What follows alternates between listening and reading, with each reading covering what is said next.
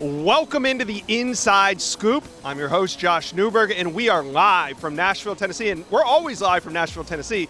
But today, we are live at the Whataburger tailgate out in front of the Tennessee Titans Indianapolis Colts game. Now, of course, we're still here. We're going to talk recruiting because it was a big weekend, a wild weekend. There was a lot of recruiting impact from what went on, and we're going to get into it in today's show. But before we get going, as always, do me a favor. If you like the show, you've watched one of these before, hit the subscribe button. We are the best recruiting channel on all of YouTube, so you want to be subscribed to the On3 Recruits channel. All right, so we're gonna talk a lot today about LSU. We're gonna talk some Tennessee. We're gonna get into it all. But first, let's talk about the biggest developments in college football recruiting from the weekend. So there's some big matchups, some big visits, but the action actually got started on Friday.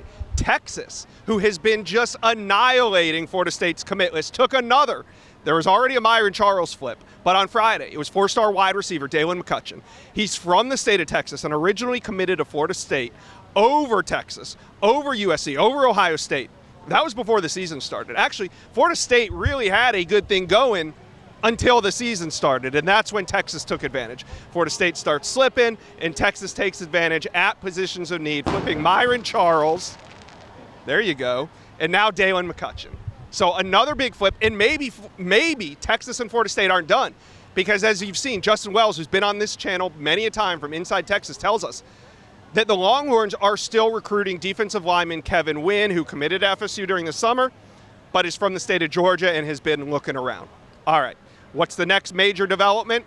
LSU lands four-star safety Jacob Bradford. Now, Jacob Bradford didn't necessarily flip from Houston. He's a recent decommit. Just a couple days ago, he reopened his recruitment. So technically, I'm not going to call that a flip, but it's close enough. So Jacob Bradford commits to LSU prior to the weekend. His brother, this is significant for two reasons. One, they needed another safety back there in the 2025 class. But Jacob Bradford's brother, Blaine Bradford, is the number one safety in the 2026 cycle, and now, you better believe it, LSU has a foot in the door with him as well.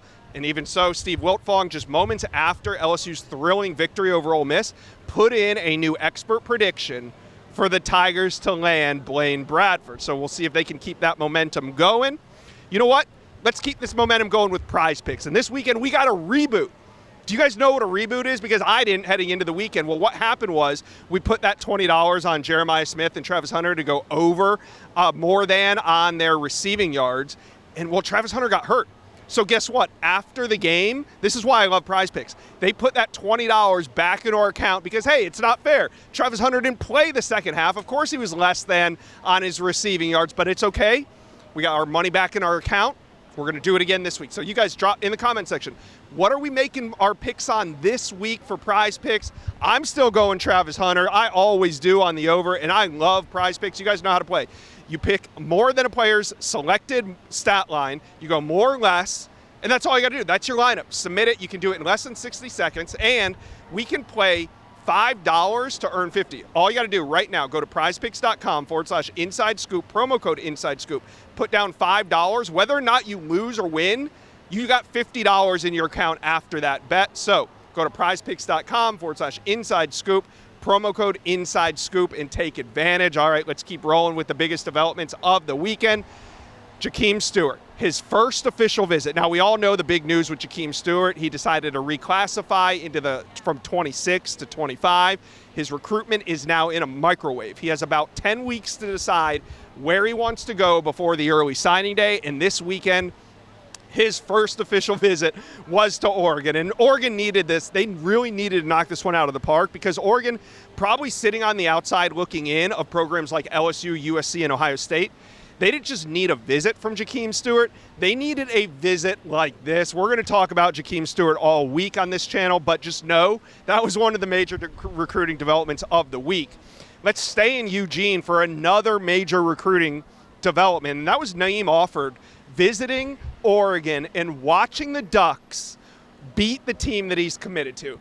Very interesting for Naeem Offord to be on the sidelines in the Duck locker room celebrating a win over the team that he's been committed to for nearly a year. Now, Naeem Offord, five-star corner out of the state of Alabama, is taking some visits, and Oregon is a major threat, as is Auburn, and Colorado has also entered the picture. But Naeem Offord's still committed to Ohio State. We got to see what the fallout of this was throughout the week, and we will check back on this one. Another five-star that took a visit that caught my eye was Dijon Lee. The California corner is committed to Alabama, but he's obviously open to taking some trips, right? We know Oregon's knocking at his door. USC ain't going to give in. But Georgia, this kind of flew under the radar all week. There's no mention of it until I think Thursday or Friday. It was broken on 3. Chad Simmons or Steve Wiltfong broke it. But Dijon Lee was in Athens to watch Georgia win. Now, Dijon Lee is solidly committed to Alabama, but I would take note of some of the teams that he's checking out, and I think Georgia is a real threat. We're going to talk with Jeremy Johnson with Dogs HQ, and we're going to get to the bottom of what happened in Athens this weekend. Another big win for the Dogs. Just a lot of major recruiting developments all over the country. You guys chime in. Let me know. Did I miss one? What do you guys think was the biggest recruiting development of this weekend? Let me know. Comment section below. Let's talk Oregon Duck recruiting. What a game. Maybe the game of the year, according to Jakeem Stewart. It was just that. The Ducks win 31-32 over Ohio State, a massive win. And in this video, we're going to find out what it means for recruiting. I got Justin Hopkins from Scoop Duck on this video. But before we get started, Oregon fans, exciting times. Hit that subscribe button for me. We are the best recruiting channel on YouTube, and we're going to be talking Oregon all week. So jump on board, hit subscribe. All right, let's bring in Justin Hopkins from Scoop Duck. Justin, I want to know, what was it like to be in Autzen Stadium last night, just for one of the games of the year? I don't know if it was the game of the year, but one of the best games of the year. I mean, it was special. It was truly, as you can tell, I apologize. I don't have my voice, but it was special. It's what college football is all about, right? You're there in the moment and the highs and the lows and all the uncertainty coming down to it. Absolutely electric. I've been to a lot of games at Autzen Stadium. That was probably my favorite, just from the pure experience. Obviously, the outcome, if you're an Oregon fan, is the cherry on top. But even had Oregon not won that game and maybe Ohio State kicks a field goal or whatever, it was still just, it was 70 degrees. It was perfect. There was people everywhere. It was packed. The students were great. It's college football, plain and simple. Yeah. It was amazing. Yeah, it was amazing. Comes down to the final drive. In the end, Will Howard takes a knee. Oregon wins it. The recruits go crazy. They go to the locker room after the game, right? What do you think that celebration was like? Oh, there's a lot of video of Dan Lanning on the field after, just pushing people, not like bad pushing, but you could just see him hyped and just screaming and yelling. And I imagine he went in the locker room and saw the team, and obviously they shared that moment together. You could see in his post-game interview that he did with media, he's sitting there doing the interview, and as soon as they say, hey, we're done, coach, go ahead, he's like, great, I got to go recruit. And just you're building off that momentum. You're taking that passion in that moment and selling on it if you're Dan Lanning, and I'm certain that they did that. Yep, recruiting's all about capitalizing on momentum. And, one of the interesting storylines to me is that after that game, we know that the recruits were celebrating in the locker room, and one of the recruits celebrating in the Oregon locker room was Naeem Offord, who's committed to Ohio State. What do you think? And he's probably still on campus right now as an official visit, so it's probably wrapping up as we speak. But, early returns, what are you hearing on Naeem Offord in Oregon? Yeah, I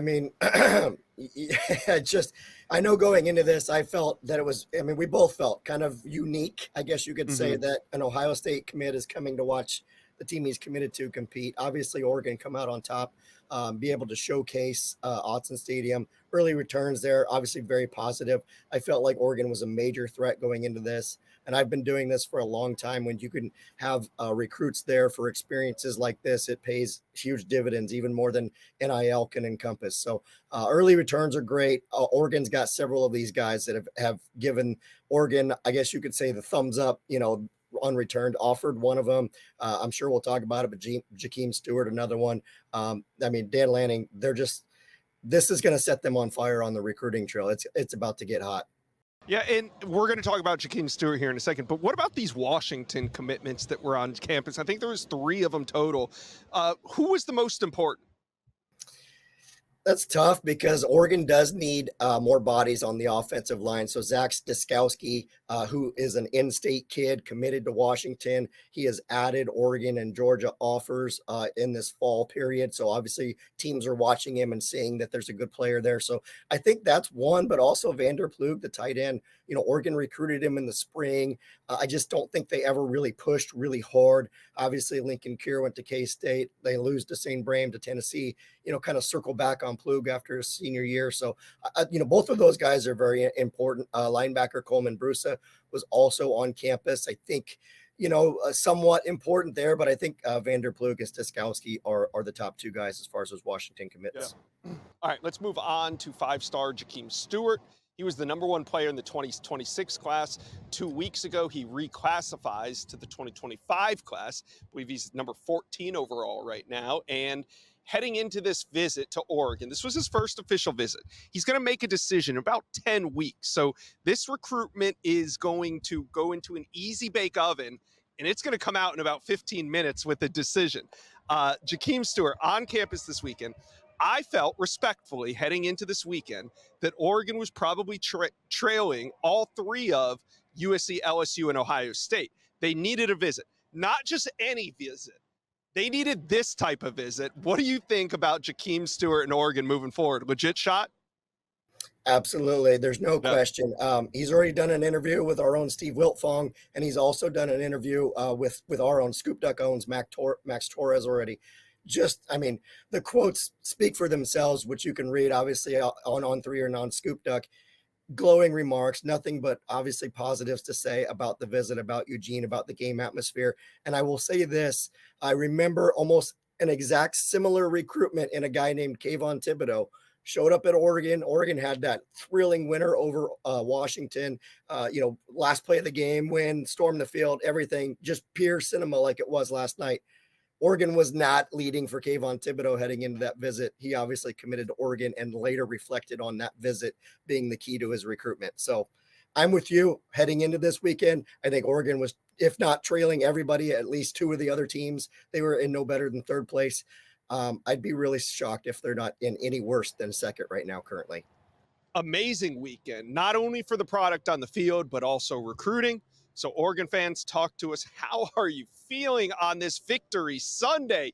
Let us know, comment section below. And what do you think about Jakeem Stewart? Talk to us. All right, let's talk some LSU recruiting as the Tigers win 26-29 in an absolute thriller. One of the best games of the last 100 years, which ironically came on the 100-year anniversary of Tiger Stadium. So, Tiger fans, before we get going, do me a favor right now. Hit subscribe to the On3 Recruit channel, the best recruiting channel on all of YouTube. So jump on board and hit subscribe. All right, let's bring in the great Shay Dixon. Shay, what was it like in Tiger Stadium from a recruit's perspective? It was the 100-year anniversary, electric atmosphere. What do you think recruits walked out of there with? Smiles on their faces. I saw a lot of them. After the game, once the field had cleared, the students had rushed the field after the game, and the recruits were out there too. We saw top 100 edge rusher Damian Shanklin, the number one player in Indiana, on the field videoing himself rushing with all the crowd and the players. So this was one that I think a lot of LSU fans will remember for a long time, Josh, because LSU just seemed to be on the ropes all night long. And between the comeback at the end and some Tiger Stadium magic sprinkled in, it was a pretty unforgettable night. And this was the first year LSU's had the LED lights and all of that. And this was the first night game we got to see it on display. So it was memorable. I think that 4 quarters of football wasn't going to do it justice. So we had to play a little bit more. Yeah, you're right. There was some magic in the stadium last night. And imagine if you were at that first game and then the last game, the 100-year anniversary game against Ole Miss with the LED lights. I mean, you would think you're on Mars or something. It was phenomenal atmosphere. I wish I was a recruit that was invited to that game and could have been there. I'm jealous that you were at the game. Here I am at the Colts-Titans game, and I can't even go in. We're just going to talk recruiting with you. All right, let's talk some more recruiting. Jacob Bradford, he got the fireworks started early. He commits to LSU on Saturday morning. Couldn't even wait till after the game. He got it done. Now, Jacob Bradford, huge pickup at safety in the 2025 class, but his brother Blaine Bradford is the #1 ranked safety in the 2026 class. Shortly after the game, On 3, Steve Wiltfong puts in an expert pick for Blaine Bradford to go to LSU. Shay, do you agree with the pick? Are you close to putting in your own pick? And what are you hearing on Blaine Bradford? I do. I like the pick. I ran into Blaine on the sidelines yesterday, and the first thing out of his mouth was, "So you heard about my brother, huh?" So he was pretty excited for him. Look, these are Catholic high guys. They grow up and play high school football 2 miles from campus. So they're kind of inundated with LSU their whole lives. We knew that both would go out and take visits. And Jacob committed to Houston, where Willie Fritz, after being at Tulane for a number of years, took that job at Houston, landed a bunch of Louisiana guys. But when Jacob Bradford got the LSU offer, Josh, I think that about sealed it for him and backed off that commitment, immediately committed to LSU. And now I feel like, unless they have any more additions, that LSU safeties class might be wrapped up with him. Another 4-star in Jace Thomas out of Destrehan, and then a 4-star right there up by you, Josh, in Nashville, and CJ Jim Coyley at Lipscomb. So what do you make of safety Anquan Fagans, who's committed to Auburn, being on campus now? He's been to Georgia, he's been to Florida State, now he's at LSU. Anquan Fagans, if he does want in this LSU class, is there room for him? 100%. They would take Anquan Fagans, and they have kept him on the kind of radar even after his commitment to Auburn. He's visited multiple times now since that commitment, and as you know, visiting other schools as well. So it seems like he's being pretty deliberate with his process in terms of, yes, I'm committed, but I want to go make sure I see everything. And he's got a really good relationship with whether it's LSU's on-field staff, the off-field staff like Jordan Arcemont and others. They've put in a lot of time and work on the Fagans family. So am I predicting him to go to LSU, Josh? Not right this second, but as the year rolls on, 2 months to signing day, anything can happen. So he does remain on the very short list of guys that I think could get themselves into this class. Okay. Now we got to talk about another flip target. Wide receiver Caleb Cunningham. He's committed to Alabama, and he too has been taking visits. He showed up at a couple places this weekend, though. He was at LSU. Was this official? Was this unofficial? And what are you hearing on 5-star wide receiver Caleb Cunningham coming out of his trip to the Bayou? Yeah, this is an unofficial visit, so we'll see if they don't get him back for an official visit. Cortez Hankton, the receivers coach, has been working on Caleb Cunningham long before he even committed to Alabama. I think you also look at the reality that this is a Mississippi kid. They're tough to pull out of that state. Bama's already done it, so you'd have to pull him away from Bama. And the third thing is, you noted, he's taken a lot of trips, and it's almost like a Jakeem Stewart thing. You look at the trips he makes, and I would tag along. He's pretty good at picking really good games to go see and with great finishes. So I think we have to let the dust settle here and see if it's just a trip down to just kind of check things out, and Ole Miss was playing in that game, or if there's some actual real interest on Cunningham's end in LSU, because they do want one more receiver in this class. We just don't know who they'll turn to get, to make that happen. Yeah. Well, this could have just been a for fun visit, but if he does make it back for an official visit, then we could maybe look at this game as the turning point where Caleb Cunningham was like, hey, I need to take a closer look at LSU. Yeah, maybe. And I think that's the case right now, that they're hoping for a lot of these 2026 guys. There were a lot of underclassmen there yesterday, Josh. Who were some of the most important in that class? Oh, obviously, Jakeem Stewart is coming for the Bama game. He was at Oregon last night. He reclassified. So the new #1 in 2026 in Louisiana is Lamar Brown. And we just mentioned Blaine Bradford. He's a top 10 player nationally. He's the #2 player in Louisiana. But Lamar Brown was there. He was hanging out on the sidelines. Saw him rushing the field afterwards. And that's one of your, no doubt, biggest headliners. But they had guys in from East Texas. They had guys in from South Mississippi, Tristan Keys and others who are 4-star wide receivers and highly rated guys. So I think this really gave them a nice leg up with the kids who are in attendance as juniors to see, hey, look, this is when we talk about Tiger Stadium, this is the atmosphere that everybody's referencing. And look, I've covered every home game for longer than I'll care to admit, and that was up there as a top 5 crowd game. I think without it, LSU probably would not have won that game had that been in Oxford. No, you're right. And you said it best. There was magic in the air on Saturday night. LSU fans, you felt it. Talk to Shay and I. How are we feeling after the game? How are you feeling about recruiting? Let us know. Comment section below. Let's talk some Georgia recruiting as the Bulldogs are surging towards the #1 class. They got a big win this weekend, 41-31 over Mississippi State. Now, maybe it wasn't as pretty as you guys wanted, but recruits were eating it up. We got Jeremy Johnson from Dogs HQ on to recap some of the biggest visits of the weekend. But before we get going, UGA fans, do me a favor, hit subscribe to the On3 Recruit channel. We're the best recruiting channel on all of YouTube, so jump on board and hit subscribe. All right, let's bring in Jeremy Johnson. Now, the Bulldogs were back in Athens this weekend. They had a lot of big visitors on the sidelines for this one.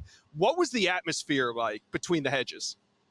It was an electric atmosphere once the game got going. It was loud. I know Kirby Smart had some comments about the crowd noise the week before against Auburn, but that wasn't really an issue this week. I think the recruits had a good time. They got a little bit of the daytime atmosphere, and then the game went into the night. So I think it was a great atmosphere. I think a lot of those guys enjoyed themselves. There seemed to be a lot of jubilance amongst that recruiting section this weekend.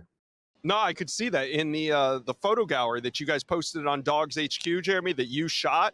A lot of great shots in there of recruits having a really fun time. You could tell that they were enjoying themselves in that section. All right, so we got to talk about some of the biggest visitors. Now, we're going to talk about five-star defensive lineman Elijah Griffin, but there was news right before the weekend that five-star corner Dijon Lee, committed to Alabama from California, would be in Athens this weekend. What are you hearing coming out of this visit? Yeah, I mean, I definitely think Georgia's a school that he is still listening to. I mean, him and Dante Williams have a great relationship, and he recruited him to USC when he was out there, and then obviously T-Rob has been recruiting him as well.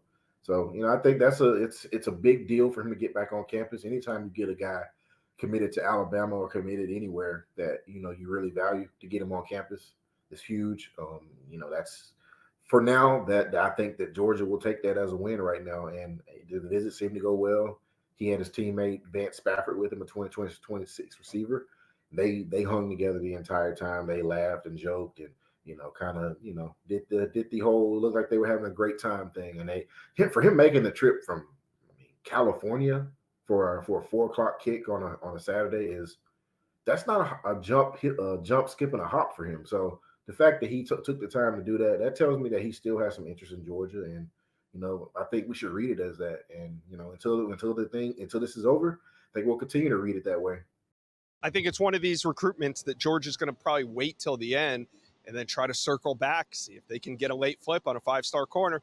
All right, speaking of five stars, Elijah Griffin on campus this weekend, his official visit, and it's his birthday weekend. So we know recruits love these significant dates when it comes to a decision. And I know Elijah Griffin's probably still wrapping up his official as we speak right now. But do you think that there's a chance that Elijah Griffin ends it this weekend and commits to the Dogs?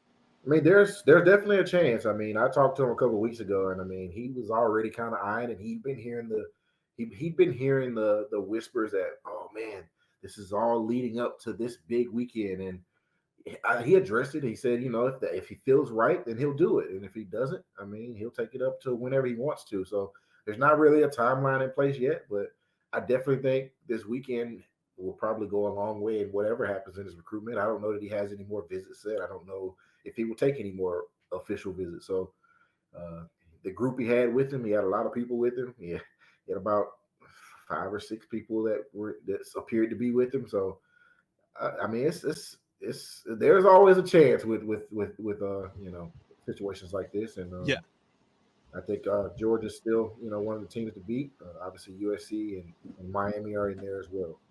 Yeah, and I think if it doesn't happen this week, and it doesn't mean it's not going to happen, I still fully expect it to happen. But with his birthday this weekend, I think we're all on a little bit of a commit watch here. Now, I want to talk about 2 linebackers that are on campus that are both committed to other teams. Tavian Wallace to Arkansas and Anthony Crua to UNC. Tavian Wallace, a bit of a surprise. I didn't necessarily expect him. Maybe you guys did. Crua, he's been on campus already this season. So what do you make of these 2 being in Athens this weekend? And does Georgia have room for both? Yeah, them being in Athens is big for both of them. Obviously, Tavian Wallace is an Arkansas commit. He took an official to Georgia in the summer. Georgia was one of those top schools that was right there for him the first time he committed. So the fact that he showed up out of nowhere was it was kind of a surprise to us as well. So, I mean, the fact that that happened and it was under wraps is kind of a big deal. I think that Georgia's still working there, and I do think they have room for him. Cruz is in a similar place. I mean, Georgia's continued to work on him, and he's committed to North Carolina. So, but the fact that he came back 2 weeks in a row tells me a lot of what he thinks of Georgia, and he seemed to have enjoyed the first visit so much that he decided to come back a second time. So I think Georgia's really made up some ground there, and I think they have room for both because they were recruiting both really heavily even back when Georgia had Jaden Perlotti committed. Nobody's taken Jaden Perlotti's position yet or spot yet. So technically, I think they could take as many as three, and I think these two would be right at the top of that list. I mean, and then you got to even consider a guy like Christian Gass, who's committed to Tennessee, and he's been on campus once this year, and he probably will be back in a couple of weeks for that big Tennessee matchup. So, there is definitely some fluidity there, and I think there's a group of guys that they're looking into. All right. Well, it was a big weekend in Athens. We're going to talk Georgia recruiting all week. This won't be the last video, but for now, Georgia fans, talk to us. How are you feeling? Comment section below. Another big recruiting weekend. What flips do you like? Let us know. Comment section below.